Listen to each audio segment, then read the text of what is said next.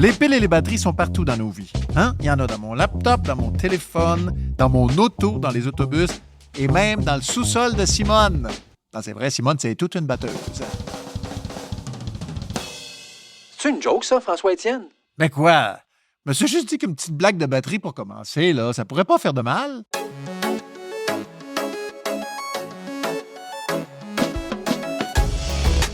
La SST expliquée avec François-Étienne Paré.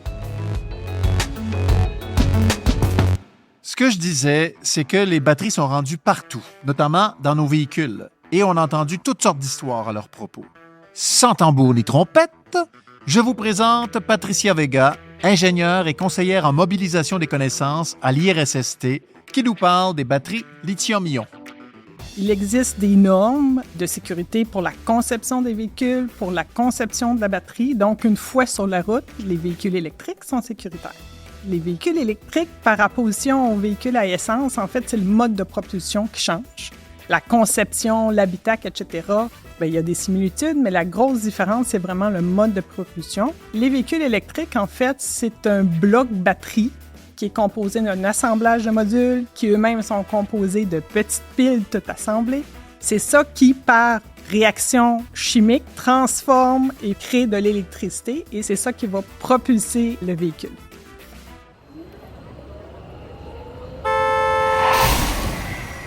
Oh boy! Ah! Aïe, aïe, aïe, aïe, aïe. Mais là, est-ce que je peux sortir du véhicule? Ah, mais est-ce que c'est dangereux que je m'électrocute? Je vois qu'il y a de l'eau par terre, là. Est-ce que je peux piler dedans puis toucher l'auto en même temps? Je me rends compte que je connais pas grand-chose aux risques liés à un accident impliquant un véhicule électrique. Imaginez les travailleurs et les travailleuses qui sont en contact avec les batteries et des véhicules électriques tous les jours. Ils doivent s'en poser des questions. Ça tombe bien, Patricia, elle connaît ça. Quel que soit le modèle de batterie au lithium qu'il y a dans la voiture ou le modèle de véhicule électrique, il existe des dispositifs de sécurité sur ces véhicules-là, sur les batteries. Les batteries sont isolées, donc on ne peut pas s'électrocuter. Ils sont protégés, les câblages sont protégés, il y a des fusibles, il y a des soupapes qui sont là pour gérer la pression, les surintensités. Il y a des dispositifs qui font que quand tu frappes quelque chose, ça devrait déconnecter la haute tension aussi. Donc, il y a toutes sortes de dispositifs comme ça qui sont installés pour rendre le véhicule le plus sécuritaire possible. En cas d'accident, c'est là que ça se complique parce que les dispositifs de sécurité peuvent être endommagés. Un des dispositifs de sécurité importants sur les véhicules électriques, c'est qu'on a une espèce de module, un petit ordinateur qui est comme le cerveau de la batterie, qui contrôle sa température, son voltage, etc. Donc, si ce dispositif-là s'endommage, on n'a plus de contrôle sur la batterie, c'est-à-dire qu'on ne sait pas ce qui se passe. Et les premiers répondants, dans un cas d'accident, ils n'ont pas nécessairement accès aux informations de ce dispositif-là. En plus, les dispositifs, par exemple, qui déconnectent la batterie, ils peuvent ne pas avoir fonctionné s'il y a eu un accident. Donc là, je reste énergisé. Et le défi avec les véhicules électriques, c'est que la batterie elle-même, je ne peux pas l'arrêter complètement parce qu'à l'intérieur des piles, c'est une réaction chimique. Et cette réaction-là continue et peut se dégrader aussi en cas d'accident. Donc, si j'endommage une pile, qu'il se passe un court-circuit à l'intérieur, bien, ça va faire chauffer. Je peux avoir des réactions chimiques incontrôlées à l'intérieur qui vont augmenter la température de la pile. La pile va se mettre à chauffer. Je vais avoir libération de gaz, de vapeur, de fumée, qui peuvent être toxiques, inflammables. Et cette pile-là, en chauffant, va faire chauffer ses voisines, qui, à leur tour, vont faire chauffer leurs voisines. On va avoir un emballement thermique. Et là, ce qu'on voit, qui fait souvent la une des journaux, bien, c'est cet emballement thermique-là qui chauffe, et que les pompiers ont de la misère à éteindre et qui, une fois éteint, peut repartir aussi parce que c'est une réaction chimique. Tout ça est encagé, enfermé. Et donc, quand les pompiers arrosent, ils arrosent l'extérieur. Ils essaient de refroidir l'ensemble des piles pour pas qu'elles s'emballent. Mais s'il y en a une qui continue à couver, dès que je vais arrêter de refroidir, bien, elle va continuer à chauffer. Elle va se mettre à chauffer ses voisines et ça va être reparti. Donc, c'est un des risques principaux en cas d'accident. On ne veut pas que le bloc batterie soit endommagé parce que c'est difficile à éteindre après. Et même quand le remorqueur va arriver, il peut avoir des surprises parce que l'emballement thermique peut être éteint et repartir dans les heures qui suivent. Il y a même eu des cas où c'est reparti dans les jours suivants. Donc, ça peut se déclencher en quelques secondes et ça peut couver longtemps. C'est un des principaux risques. Un autre risque, c'est au niveau de l'électrisation, l'électrocution, parce qu'on a une batterie qui génère de l'électricité. Donc, si les dispositifs de sécurité ont été endommagés, ont mal fonctionné, théoriquement, je ne devrais pas être énergisé, je ne devrais pas avoir un contact entre la batterie et le châssis, les composantes de la voiture, mais ce risque-là, il n'est pas nul parce qu'on ne sait pas en cas d'accident ce qui a été touché. Patricia, on vient d'identifier les risques. Qu'est-ce qu'on fait pour les contrôler? Donc, que ce soit le véhicule ou la batterie elle-même qui a été endommagée en cas d'accident, le défi, c'est qu'on ne verra pas ce qui se passe. L'électricité, c'est pas visible. Ce qui se passe dans la batterie, c'est pas visible. On n'a souvent pas accès aux informations, donc au cerveau de la batterie. On ne peut pas savoir qu'est-ce qui se passe à l'intérieur. On ne peut pas être sûr que ça a été déconnecté, la batterie, du reste, là, avec les dispositifs de sécurité, parce qu'en cas d'accident, on ne sait pas ce qui s'est passé exactement. Donc, le premier survol qu'on va faire, c'est d'essayer d'évaluer ça, de déconnecter le bloc batterie du véhicule pour isoler le plus possible la source électrique, la source chimique aussi. Il existe des procédures d'urgence fournies par les fabricants. Donc, pour chaque véhicule spécifique électrique, bien, les points de coupure ne sont pas nécessairement à la même place. La batterie n'est pas disposée de la même façon. Donc, on va vouloir informer les premiers répondants. Donc, pompiers, policiers, remorqueurs vont avoir accès à ces informations-là. Habituellement, c'est disponible sur Internet ou via les sites des fabricants. Ils ont des protocoles d'intervention aussi pour gérer le feu, les risques chimiques, les risques électriques, les risques d'incendie. Ils vont avoir des EPI à porter.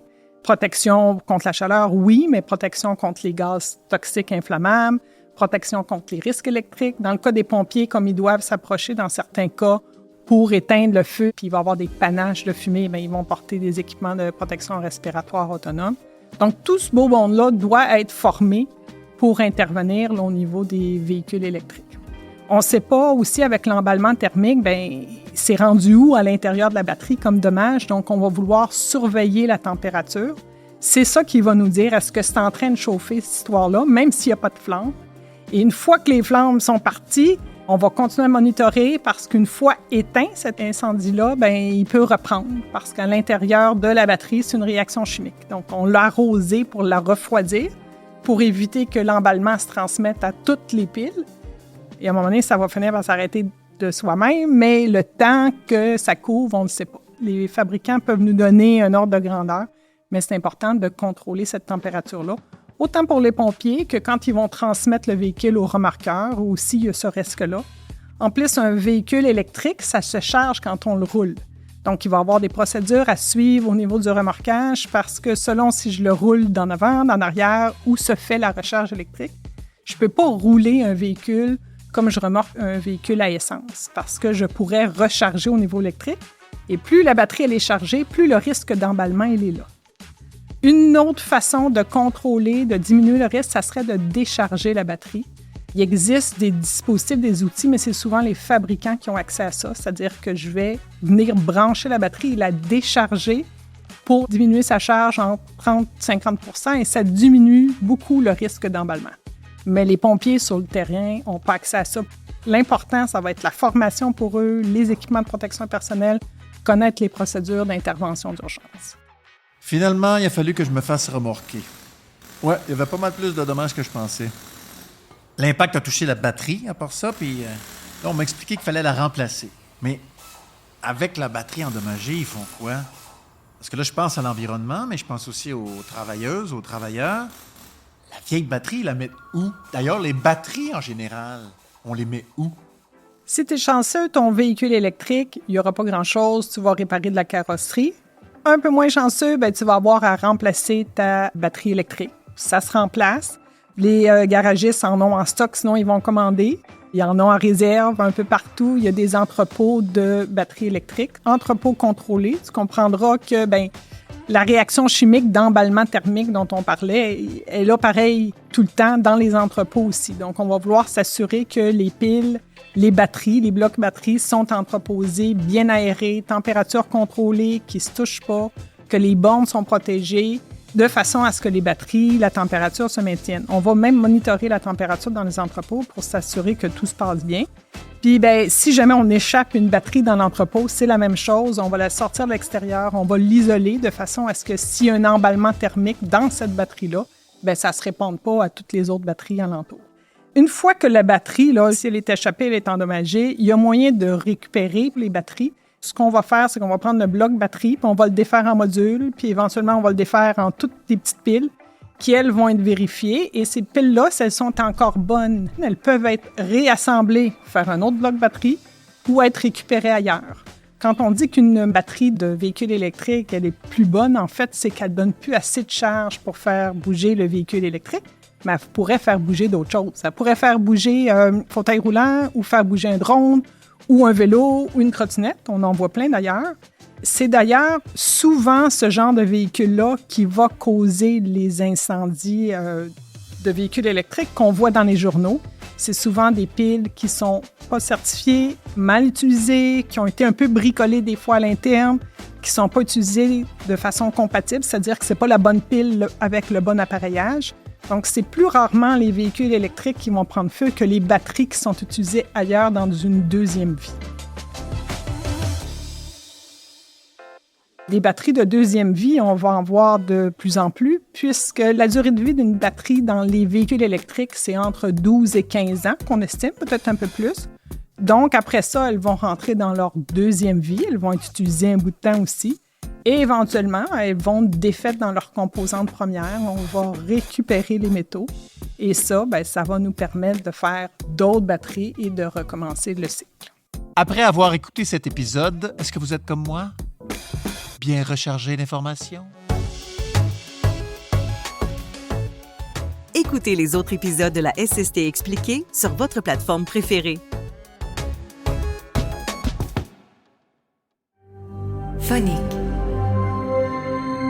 Le fin son de l'histoire.